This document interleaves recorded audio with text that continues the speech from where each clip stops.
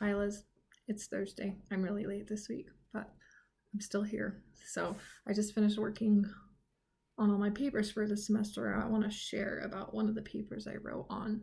So a lot of times I'll write papers and I'll just have like a general topic and things I'm interested in, and then I keep working on it until something surprises me, and then I'll write on that. So that's what I did with this paper. And I was thinking about helping other people, and I thought there were basically two different groups of people. There were the kind of people who help, but they don't actually help. They're not being helpful. They just do something that seems like it may be helpful. And then there's the other group that actually do something to help the person. So I think there are times when we help people and it's not actually helpful. It's just us trying to do something good. And maybe that's not always bad, but sometimes it can actually be sort of harmful to people to have someone trying to help you and have it just be a nuisance and be a bother. So I think part of this comes from when we really value helping other people. We have like this responsibility and this duty that says I need to help other people. That's just what I need to do in my life. It's my responsibility. It's what I value. And when that comes first, we don't actually need to get like close to anyone or understand anyone to fulfill that value. So you can do things from a distance and it helps you feel like you're completing your responsibility, you're doing your duty, you're fulfilling your value, like I'm helping people, but you're far away from it.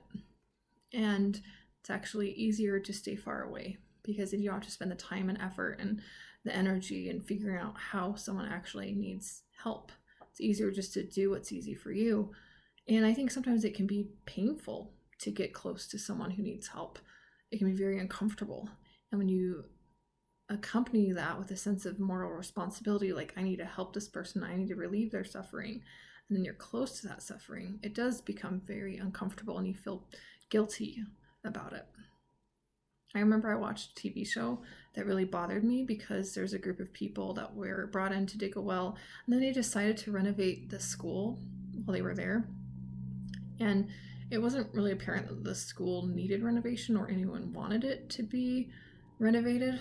So this is an example of like self-serving altruism, the doing nice to feel better about yourself and not spending the time to get to know someone, to know what they actually need.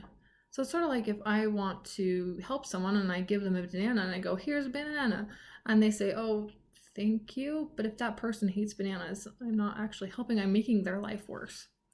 So if we come into certain situations thinking about ourselves, thinking about how we can help, thinking about what we value, like I value serving and helping others, I have a duty here to be good, I think maybe that's like focusing on the wrong thing, because we're not seeing the people and what they value and what they need and who they are.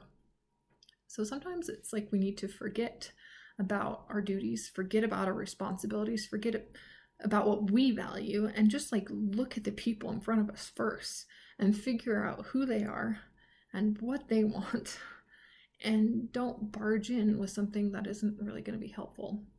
So I do think it's good to help people, but it's like even better sometimes just to see people and to understand them. And when we do help, we really need to ask, am I doing something that's really helpful, or am I doing it to feel better about myself? So that's all I've got today. Hopefully I'll see you soon.